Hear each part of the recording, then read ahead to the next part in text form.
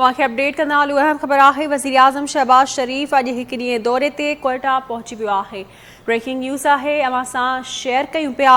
वज़ीर आज़म शहबाज शरीफ़ अॼु हिकु ॾींहं दौरे ते कोयटा पहुची वियो आहे।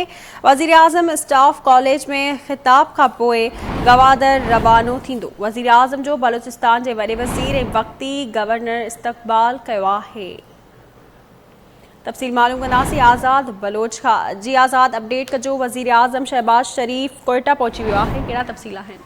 जी बिल्कुलु संजा, अॼु त वज़ीर आज़म शहबाज शरीफ़ हिकु ॾींहं जे दौरे ते कोयटा पहुची चुको आहे। वज़ीर आज़म शहबाज शरीफ़ स्टाफ कॉलेज में जेको आहे त ख़िताब कंदो। वज़ीर आज़म शहबाज शरीफ़ जेको आहे त वज़ीर आला बलोचिस्तान ऐं वक़्ती गवर्नर बलोचिस्तान जेको आहे त इस्तक़बाल कयो एयरपोर्ट में। उनखां पोइ जेको आहे त स्टाफ कॉलेज में ख़िताब कंदो। उनखां पोइ जेको आहे त गवादर जेको आहे त रवानो थी वेंदो, जिते जेको आहे त मुख़्तलिफ़ मनसूबनि जेको आहे त इफ़्तिताही कंदो।